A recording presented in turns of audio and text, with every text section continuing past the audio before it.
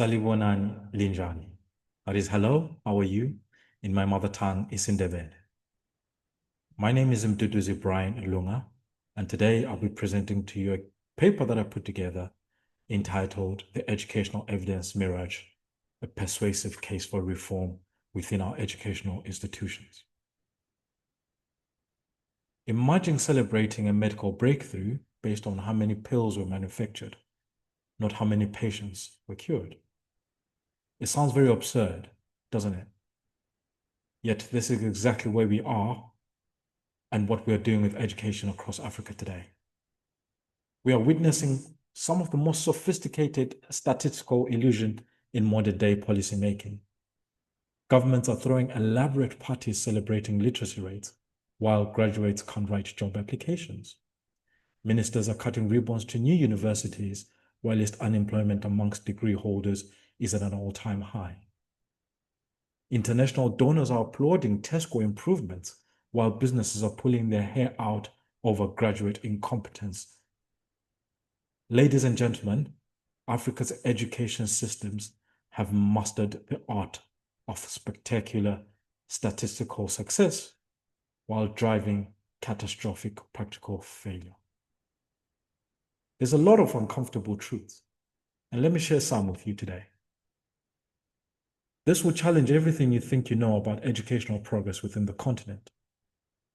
You take Tanzania, for example.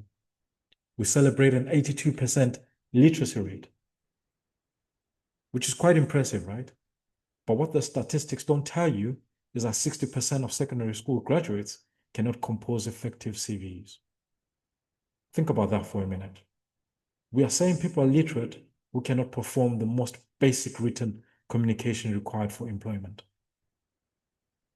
In Ethiopia, university enrollment exploded by over 400% over the decade. Politicians called it an educational revolution. The reality is that graduate unemployment is quite high. In Kenya, students demonstrated advanced mathematical abilities on international tests, yet the same students cannot calculate profit margins for family business. We're teaching people to excel at abstract problems while failing at practical ones that could transform our communities. This isn't an isolated incompetence. It's a systematic delusional on a continental scale.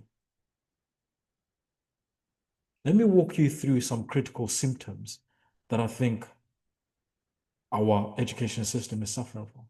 The first part is the literacy paradox.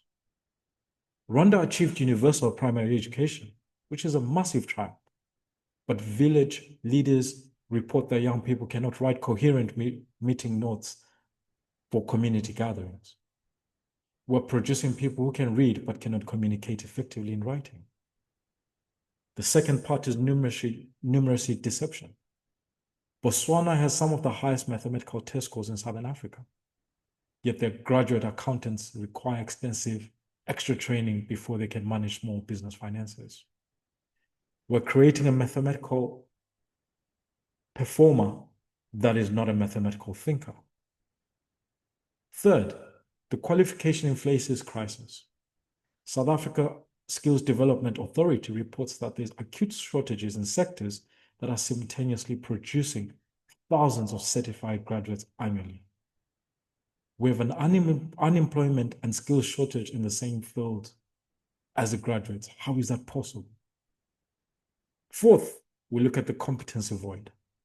Zambia medical graduates need extra training before they are put into rural healthcare centers. Kenyan agricultural science students are consistently outperformed by rural farmers in practical crop management. We're graduating people with degrees but without capabilities. Fifth is the communication catastrophe, where right across Anglophone Africa, graduates achieve high English proficiency, yet employers report a widespread communication inadequacy. We're teaching language as performance, not as a tool for communication and productivity. Sixth is the innovative deficit. African universities produce thousands of research papers annually, while practical innovation stagnates. Graduate researchers excel at academic writing, but struggle to develop solutions for immediate community challenges. 7 is the leadership lacuna, the void of leadership. Graduates achieve excellent marks in leadership courses, while community leaders are reporting a decline in youth participation in traditional government systems. We're teaching leadership theory while failing to develop actual leaders. Now, this matters because this isn't just an academic problem. It's an economic and social problem in the making. Industries across Africa are importing expertise while local graduates remain unemployed. Traditional crafts require practical competency, but those are declining because the formal education systems fail to integrate hands-on learning. Community development is stagnating because educated youth lack the capabilities for local problem solving. We're creating artificial scarcity of qualified candidates, while abundant talent remains unrecognized through inappropriate assessment methods. We are perpetuating class divisions by privileging academic achievement, accessible mainly to economical advantaged families, while undervaluing practical skills accessible to broader populations. But most damaging of all, we're betraying the hopes and dreams of millions of young Africans who are working hard, following the rules, getting their certificates, and discovering that the system has failed them. But why is this happening, we ask? Because we have made a fundamental error. We are measuring educational compliance rather than learning transformation. We are capturing attendance rates, not the quality of the education. We're documenting certification, not the competency development. We're celebrating policy implementation, not community impact. The current framework suffers from what statisticians call measurement bias.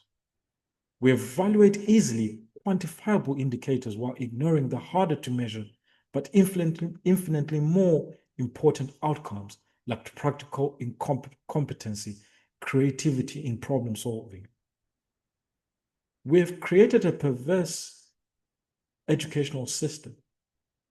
Teachers optimize for examination performance rather than learning effectiveness.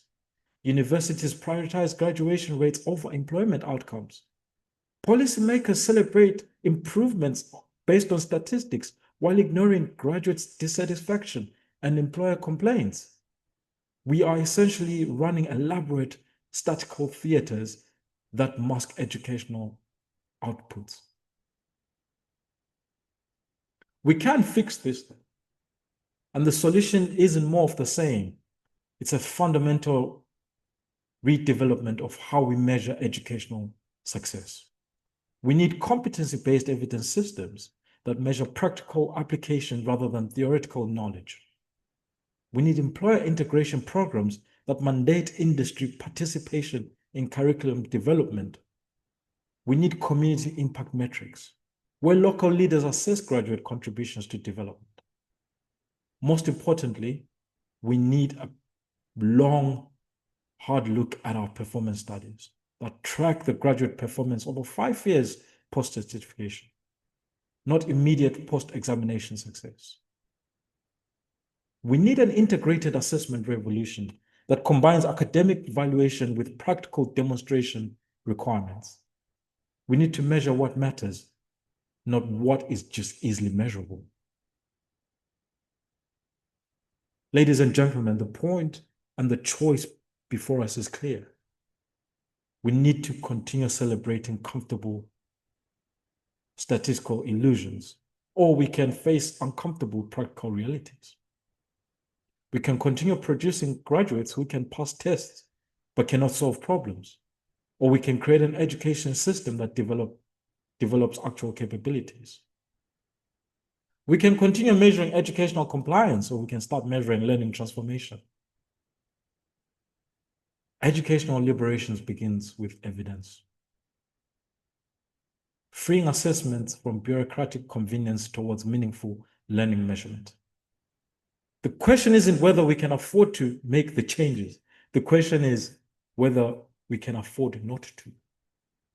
Africa's future depends not on how many certificates we distribute, but on how many people are capable, how many people are competent, how many people are confident, especially the young people we develop. The time for comfortable delusions is over. The time for educational transformation is now. Thank you very much. This is the end of my submission.